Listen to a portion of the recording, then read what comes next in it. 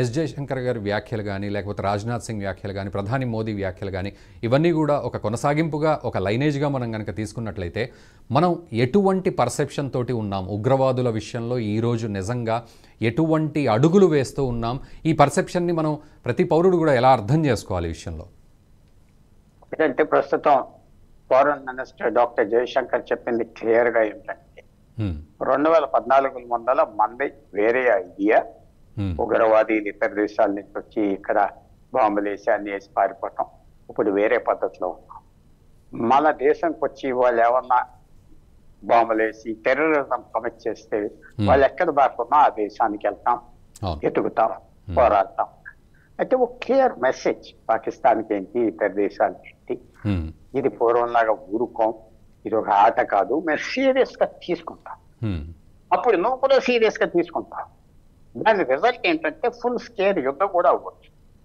Pakistan idea ఏమిటంటే, అది Jayashankar mention చేశారు, పాకిస్తాన్ దేశం మీరేం చేయరు, యుద్ధానికి రిస్క్ తీసుకోరు,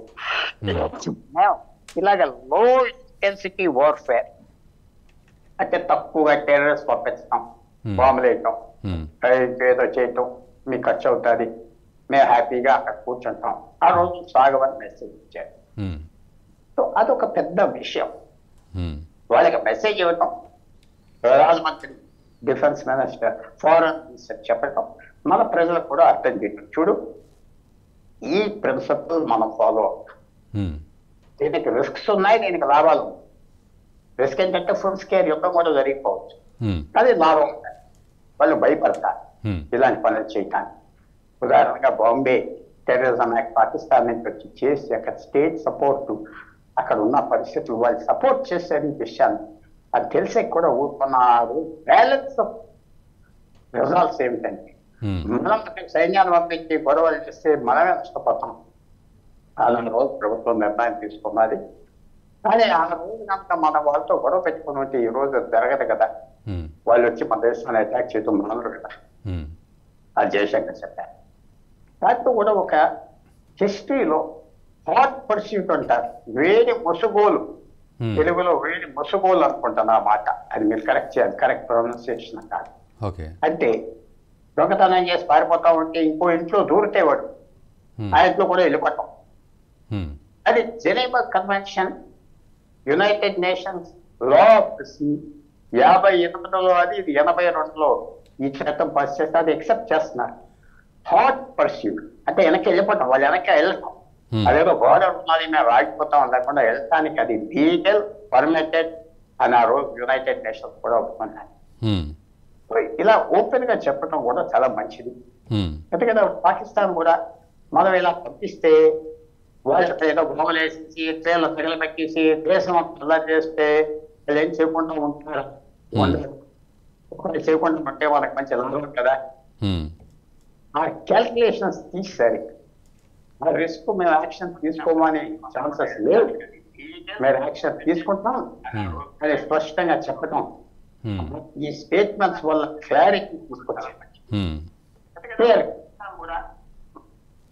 అందువల్ల ఇది మనం వాచ్ చేసేది ఏమిటంటే, ఇవాళ గవర్నమెంట్ ఇప్పటి నుంచే కాదు 2014 నుంచి ఒక క్లియర్ యాక్షన్ గా మేము టెర్రరిజం అని తీసుకుంటాం. హాట్ పర్స్యూట్ అంటే మేము వెనకాల వెళ్తాం, దేశము బౌండరీస్ మేము లెక్క పెడతాం, ఆఖరి వైపు వెళ్తాం. అది చెప్పటంలో ఒక పెద్ద విశేషం.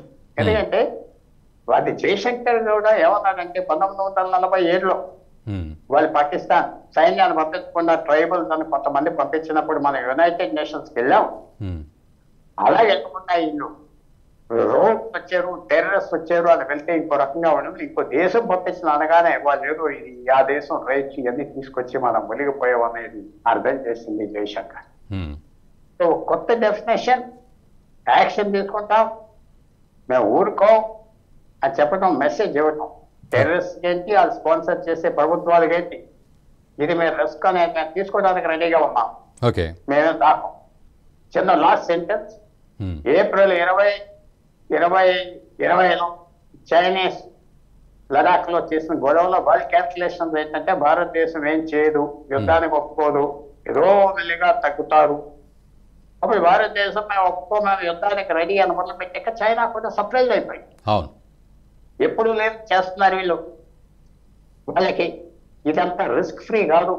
ఎప్పుడోసారి యుద్ధం స్టార్ట్ అవుతుంది. మనకు గెలిచినా ఓడిపోయినా యుక్రెయిన్ యుద్ధం చూడు, ఎవరు రష్యా 3 రోజులు 5 రోజుల్లో యుద్ధం అయిపోతుంది అనుకుంటే 3 సంవత్సరాల వరకు వచ్చేస్తుంది. అవును. సో భారతదేశం గట్టిగా ఉండటం వల్ల చైనాకి మెసేజ్ వెళ్తుంది, పాకిస్తాన్కి మెసేజ్ వెళ్తుంది.